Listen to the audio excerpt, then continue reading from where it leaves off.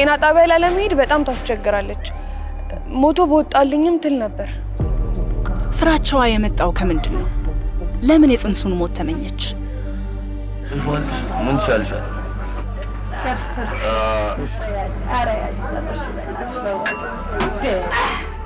ምንም ያደረኩት ጥንቃቄ አልነበረም ከአራተኛ ወሬ በኋላ ተስፋ መቁረጥ ውስጥ ነበርኩኝ እንኳን ሆዴ ውስጥ ላለው ጽንስ ልጨነቅ ይቅርና እኔ ራሱ የሆነ አደጋ ተፈጥሮ ብሞት የሚል ስሜት ነበር የነበረኝ እንግዲህ ሱስ በእርግዝና ወቅት እንዲሁም ደግሞ በሴቶች ላይ ትልቅ ተጽዕኖ ያሳድራል የሚጠቀሙት ሱሶች ሴቶችን የባህሪ ለውጥ ሊያመጣባቸውና ማገናዘብን ሊቀንሳቸው ይችላል እንደ አልኮል ጠጥተው ከሆነ ለምሳሌ የወሰዱት አልኮል አስተሳሰባቸውን ያውከዋል ይቀይረዋል ማገናዘብ ውሳኔ ማስተላለፍ ላይና ይጎዳል ይጠቅማል የሚለውን መረዳት ላይ በጣም ይቀንስባቸዋል ይሄ ደግሞ ላልተፈለገ እርግዝና ለኤችአይቪ እንደዚሁም ለአካል ጉዳትም ይዳርጋቸዋል ሐረግ አሁን ላይ እንዲህ ያለ ነገር ቢገጥማትም ጥሩ ልጅነትና መልካም ባህሪ የነበራት ልጅ ነበረች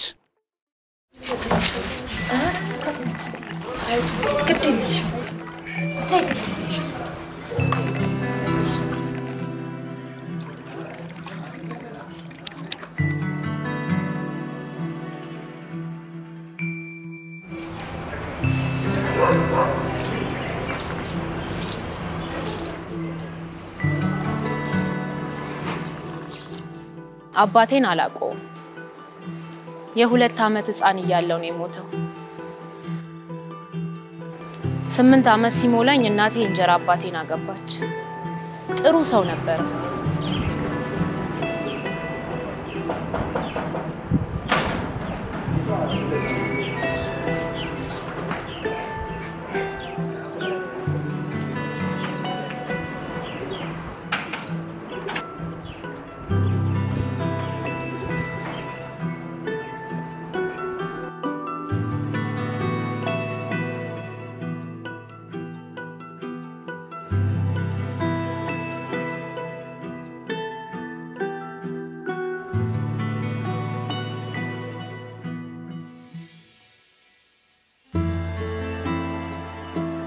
በርግጥም ከእንጀራ አባቷ ጋር መልካም ግንኙነትን መስርተው ነበር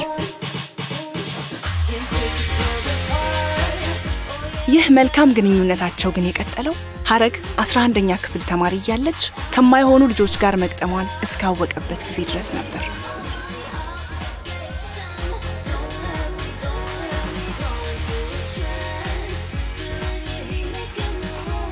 ከዚያ በኋላ የእንጀራ አባቷ ቁጣና ዱላ ጀመረ።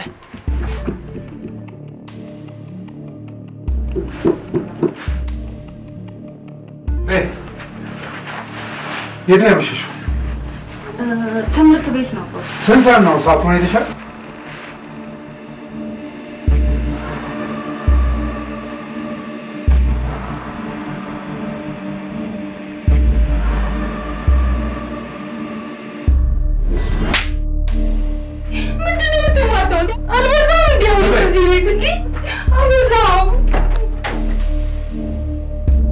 ይህ መካረራቸውና በእልህ የገፋችበት ሱሷ የዩኒቨርሲቲ መግቢያ ነጥብ አምጥታ ዩኒቨርሲቲ ስትገባም ተጠናክሮ ቀጠለ።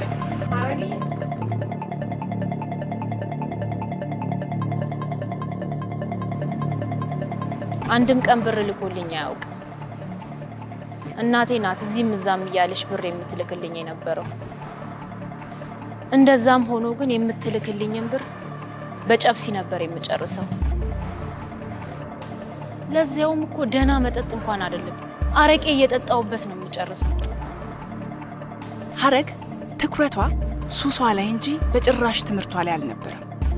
በየቀኑ መቃምና አረቄ መጠጣት የዘውትር ስራዋ ሆኗል። እናቷን በዚህም በዛም እያሳመነች ቢያንስ በወር 2 ጊዜ ገንዘብ ታስልካለች። እናቷን ብትሆን ብቸኛ ልጇ ናትና አትጨክንባትም። ውሸቶቿን በቀላሉ ታምናታለች። ስጠጣ አይኔለኝ መጠጥ አልመርጥም ነበር። ያገኘሁትን መጠጥ ሁሉ ነበር የምጠጣው። ምግብ እንኳን አልበላም ነበር። ከሆነ ጊዜ በኋላ ጠጥቼ ያደረኳቸውን ነገሮች ሁሉ መርሳት ጀመርኩ።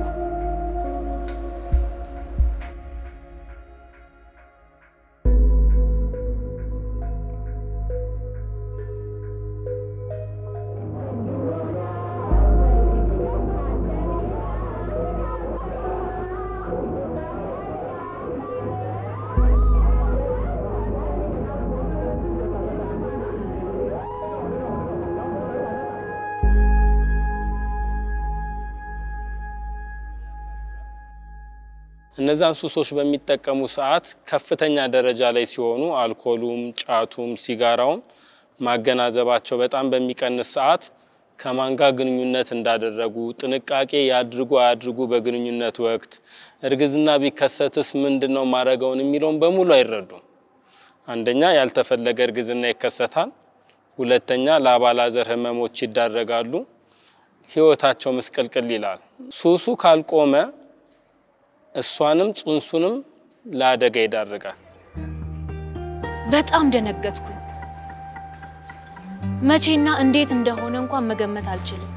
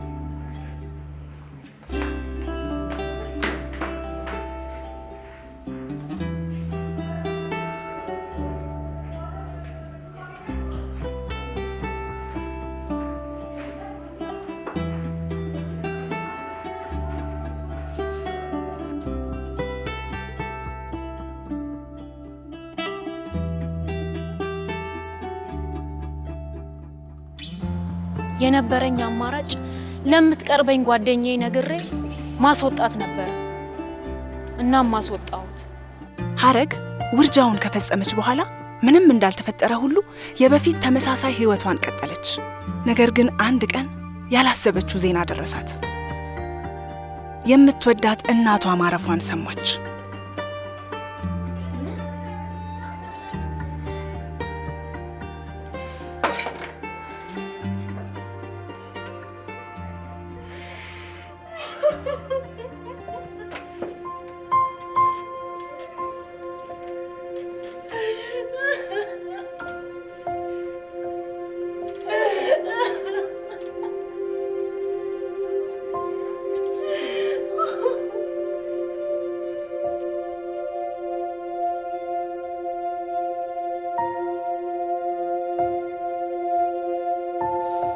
በጣም ከባድ ነበር።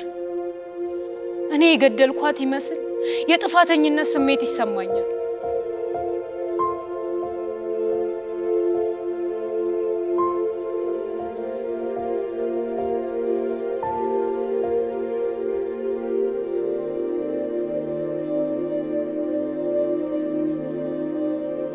ምድር ላይ ያለችኝ የኔ ምላሰው እሷ ብቻ ነበረች።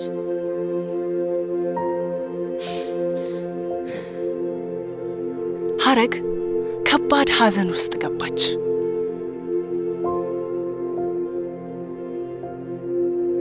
ወር 2 ወር ሲቆይ ተስፋ መቁረጥና ሐዘን ሱሷን አባባሰው። ትምህርቷን እርግፍ አድርጋ ተወች። ካናቢስ መጠቀም ጀመረች።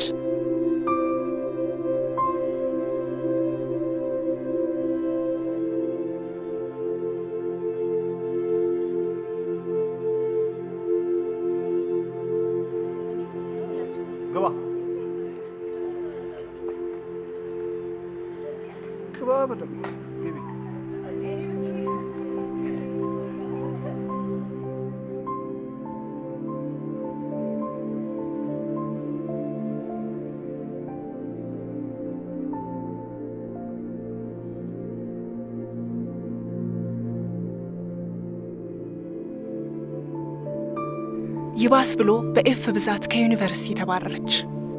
ግን አንዳንድ የተባረሩ ተማሪዎች እንደሚያደርጉት ግቢ የሸወደች እየገባች ከጓደኞቿ ጋር ዶርም መኖሯን አላቆመችም።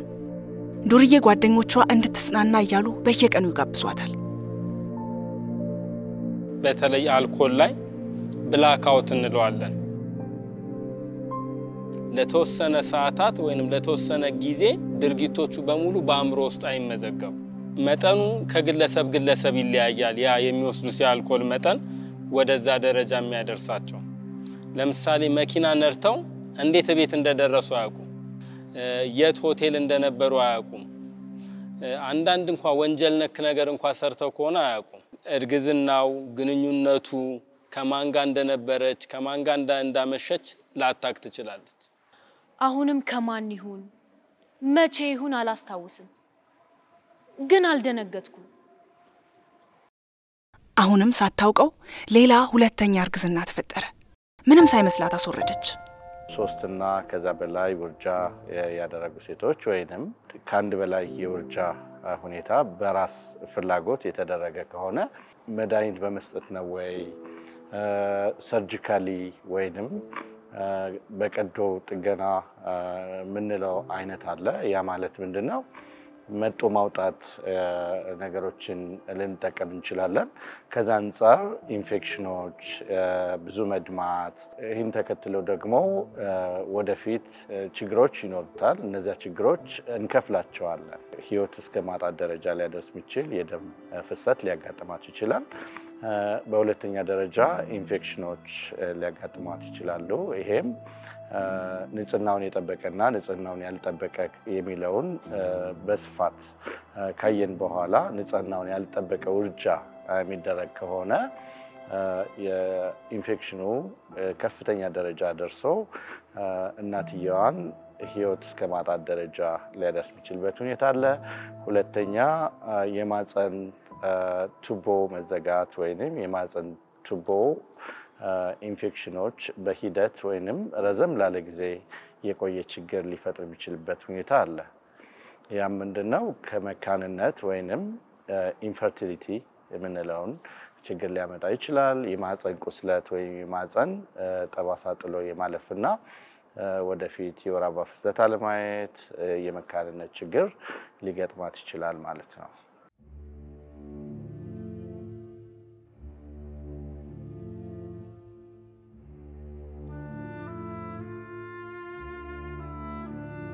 በዚህ ሁሉ የተስፋ መቁረጥ ውጣ ውረድ ውስጥ ሆና ሳለች አንድ ያልጠበቀችው ዜና ደረሳት። የእንጀራ አባቷ ይደውልላታል። እናቷ ስትሞት በተናዘዘችላት መሰረት መኖሪያ ቤታቸውን ሸጦ የድርሻዋን 50% በአካውንቷ እንዳስገባላት ነገራት። በጣም ከፋኝ። ያ ቤት ሁሉ ነገሬ ነበር። ከናቴ ቀረኝ ትዝታዬ እሱ ብቻ ነበር። ምን አይነት ምላሽ መስጠት እንደነበረብኝ አላወቅኩም።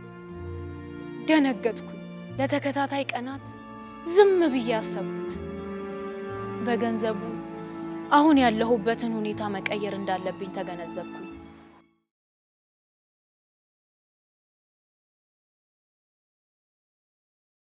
ተከራይታ ባገኘችው የውርስ ገንዘብ ራሷን ልትቀይር ብታስብም የሱስ ህይወቷ ግን ያንን እንድታሳካ አልፈቀደላትም። በየቀኑ ሰዎችን መጋበዝ፣ ደረጃዋን ከፍ አድርጋ የተለያዩ ቦታዎች መጠጣትን ተያያዘች። በዚህ መሃል አንድ ሰው ተዋወቀች። ትንሽ የተስፋ ጭላንጭል በራላት።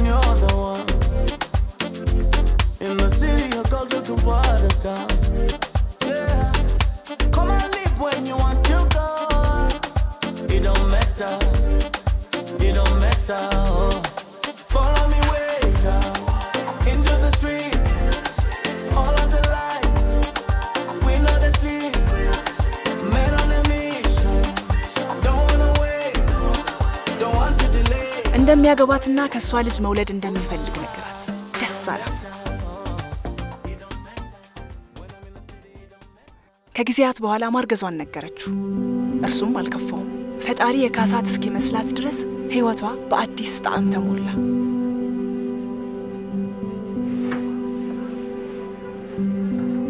ይህ ደስታ የዘለቀው ግን ለ4 ወራት ብቻ ነበር። የነበረኝ ገንዘብ እየተመናመነ ቢሄድም ሁሉም ነገር መስመር የያዘ መስሎኝ ነበር። የጽንስ ክትትል ጀመርኩኝ። ከአራተኛ ወሬ በኋላ ጥሩ የፍቅር ህይወት ይሰጠኛል ያልኩት ሰውዬ መቀየር ጀመረ። ማምሸት፣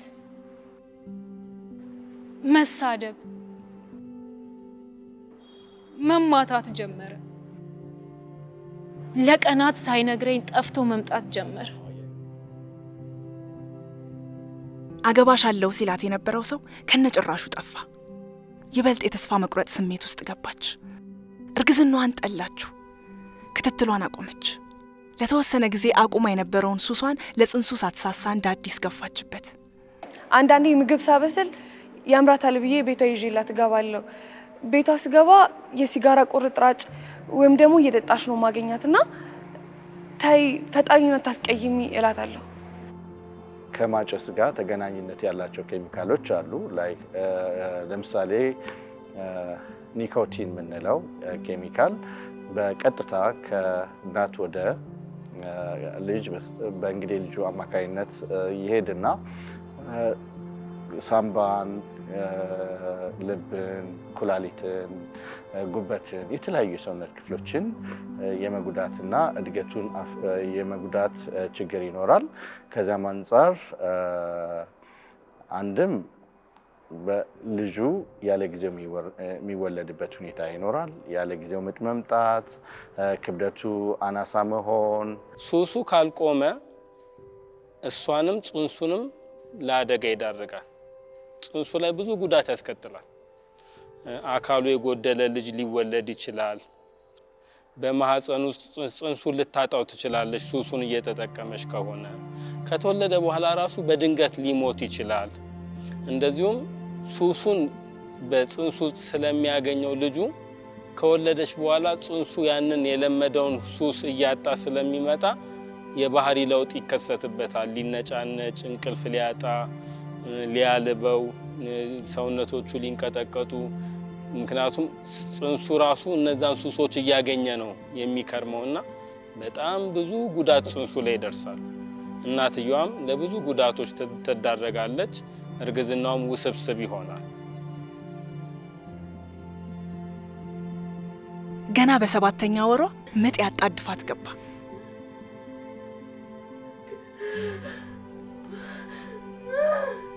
እንደ እንዳጋጣሚ ሆኖ ቶሎ የደረሰላት አልነበረም። በአግባቡ ክትትል ያስፈልጋል። ምጥ ላይ ደረጃዎች አሉት። የመጀመሪያ፣ ሁለተኛ ደረጃ፣ ሶስተኛ ደረጃ የምንለው የምጥ ሂደቶች አሉ። እንግዲህ ምጧ ደርሶ ልትወልድ ደርሳ ነገር ግን እንክብካቤ የሚያደርግላት የሕክምና ባለሙያ ባይኖር መጀመሪያ ራሷ ላይ የሚመጣው ችግር ምንድነው ብለን ስናይ የደም ፍሰቶችን መቆጣጠር ያስፈልጋል። የደም ግፊት፣ የተለያዩ ችግሮች አሉ ወይ የሚለውን ማወቅ ያስፈልጋል። ሌላ ተጓዳኝ ችግሮችም መኖራቸውን እናይና በአግባቡ ሕክምና ለመስጠት ነው።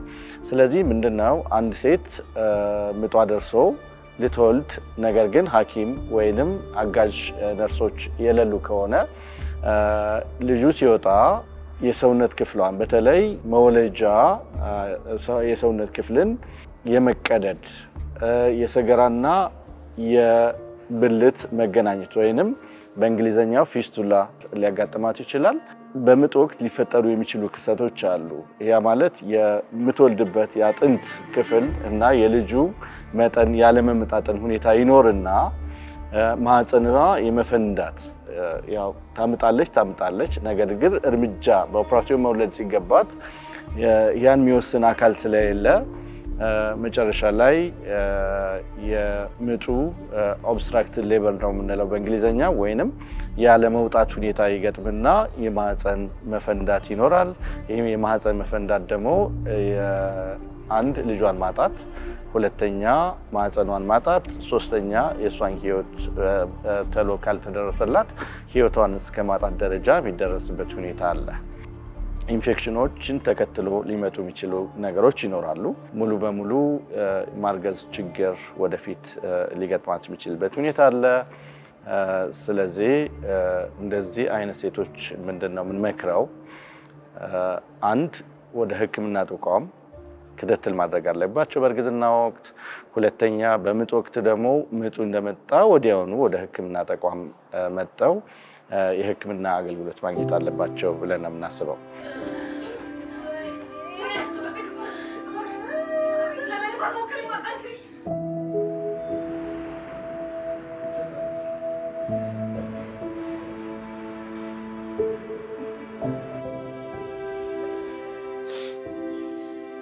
ምንም እንኳን ብዙ መጥፎ ነገሮችን ስመኝ ብቆይም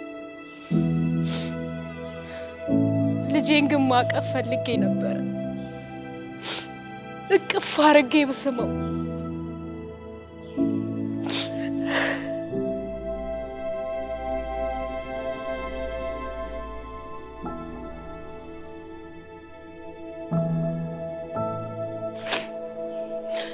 የጥፋተኝነት ስሜት ነው የሚሰማኝ። እኔ የገደልኩት ያክል እየተሰማኝ ነው።